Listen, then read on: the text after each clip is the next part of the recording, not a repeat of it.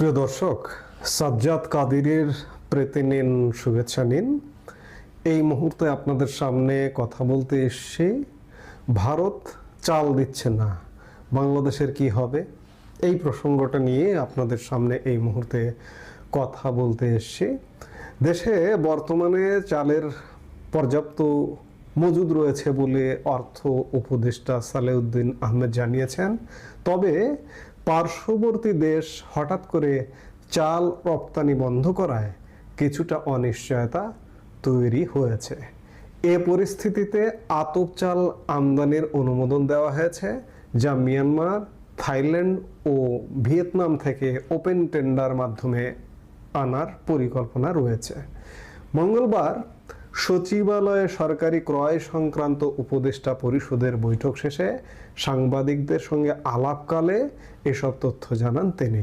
গত 24শে সেপ্টেম্বর আকস্মিকভাবে বাসমতি ছাড়া অন্য চাল, আমরা সাধারণ যে গরিব মানুষ মোটা চাল খায় কিংবা চিকন চাল, মিনিকেট চাল, নাদির শাল চাল, এসব চাল যে ভারত থেকে আমরা আমদানি করি, সেগুলো শুধুমাত্র বাসমতি ছাড়া অন্যান্য যতগুলো চাল আছে রপ্তানিতে নতুন শর্ত আরোপ করেছে ভারত।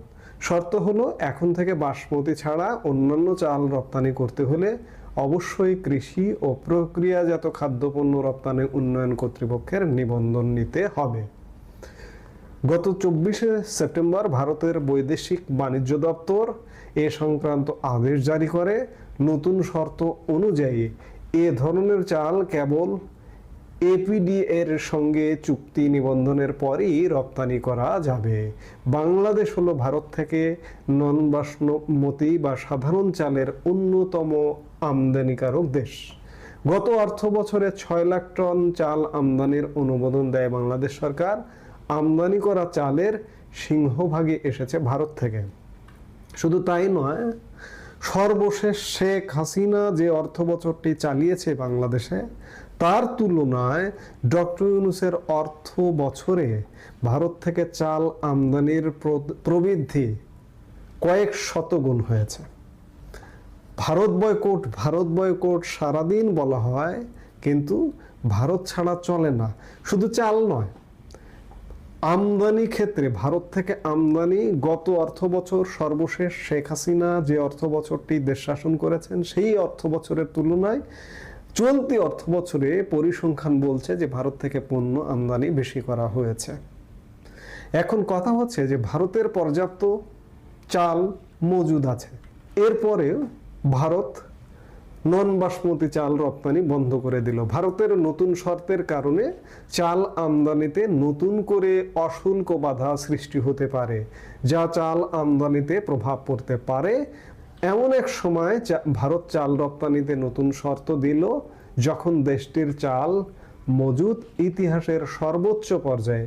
সারা পৃথিবীর প্রায় 40% চাল ভারত একাই সরবরাহ করে এবং সারা পৃথিবীর চালের বাজার কি হবে সেটি নিয়ন্ত্রণ করে ভারত, ভারতীয় চালের সরবরাহের উপরে। সম্প্রতি রয়টার্সের এক সংবাদে বলা হয়েছে, সেপ্টেম্বর মাসের শুরুর হিসাব অনুযায়ী ভারতের সরকারি গুদামে চালের মজুদ গত বছরের তুলনায় 14% বেড়ে ইতিহাসের সর্বোচ্চ পর্যায়ে পৌঁছেছে। ভারত গত কয়েক মাসে বাংলাদেশের সঙ্গে বাণিজ্যে বেশ কয়েকটি নিষেধাজ্ঞা দিয়েছে। ভারত থেকে আমরা এই মুহূর্তে চাল আমদানিতে ধাক্কা খেলাম বা ধাক্কা খাচ্ছি। ভারতের 14% উদ্বৃত্ত চাল থাকা সত্ত্বেও ভারত নিষেধাজ্ঞা দিয়েছে। ভারত আমাদের কাছে এমন একটা দেশ, আমার চালের দাম বেড়ে যায়, ভারত থেকে আমদানি উন্মুক্ত হওয়ার সাথে সাথে চালের দাম কন্ট্রোলে আসে। এমনিতে এবছর চালের দাম অতি বেশি। এই মুহূর্তে একদম গরিব মানুষ যে চালটি খায়, একদম মোটা চাল, সেটিও মনে হয় 50-এর ঊর্ধ্বে। চালের দাম বেড়ে যায়, ভারত থেকে উন্মুক্ত, বাজার কন্ট্রোল হয়ে যায়। পেঁয়াজের দাম বেড়ে যায়, ভারত থেকে আমদানির অনুমতি, বাজার কন্ট্রোল হয়ে যায়। আমার দেশে মরিচের দাম বেড়ে যায়, মরিচ 1000 টাকা কেজি হয়ে যায়, ভারত থেকে আমদানির উন্মুক্ত করে দিলে মরিচের দাম কমে যায়।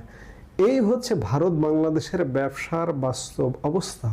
আজকে ভারত উদ্বৃত্ত চাল থাকার ফলেও নন বাসমতি চাল রপ্তানি বন্ধ করে দিল।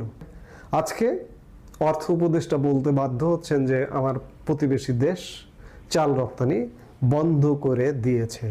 ভারতের প্রভাব আমাদের উপর এতটাই, অথচ আমরা সারাদিন ভারত বিরোধিতা করি। ইতিমধ্যে ভারত নানা রকম নিষেধাজ্ঞায় জড়িয়েছে, কিন্তু আগামী দিনে যদি ভারত, আমরা 1 বছর ধরে বলছি আমরা চাই না যে রপ্তানি বন্ধ করুক। রপ্তানি বন্ধ করলে বাংলাদেশে সরকারে কি আছে, ইউনুস আছে নাকি এক্স আছে, ওয়াই আছে, জেড আছে, সেটি বিষয় না। আমাদের সাধারণ মানুষের জীবন আরও এমনিতেই কঠিন হয়ে গেছে, আরও কঠিন থেকে কঠিনতর হবে।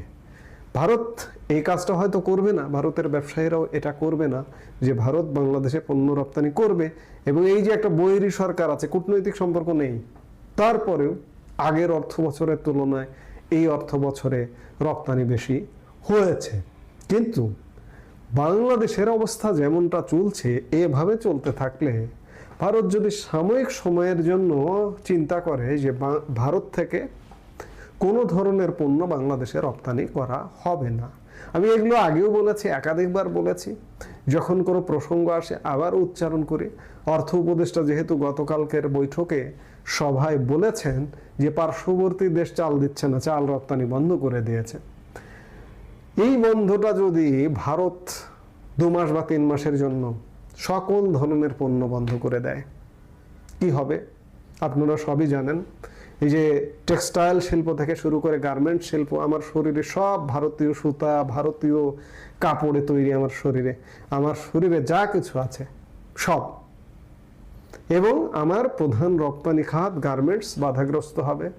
আমার পণ্যের দাম বেড়ে যাবে দেশে, আমার চালের দাম বেড়ে যাবে, পেঁয়াজের দাম বেড়ে যাবে, মরিচের দাম বেড়ে যাবে। আমরা আসলে বহুমুখী সংকটে পড়ব।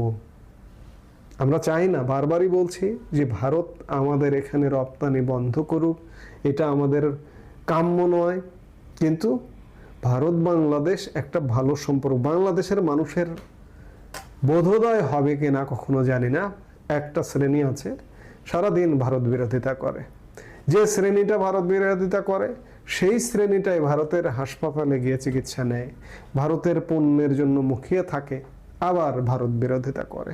আসলে আমাদের বাংলাদেশের মানুষজন দ্বৈত নীতিতে বিশ্বাস করে, গালি দেব কিন্তু ওটাও খাবো, এইরকম আমাদের আচরণে আসলে পরিবর্তন হওয়া উচিত। যাই হোক, ভারত চাল রপ্তানি বন্ধ করেছে, আমরা হয়তো চালের বাজার নিয়ে একটা খুব বড় ধরনের সংকটে পড়তে যাচ্ছি সামনের দিনগুলোতে। এই মুহূর্তে এ পর্যন্তই। সবাই ভালো থাকুন, সুস্থ থাকুন।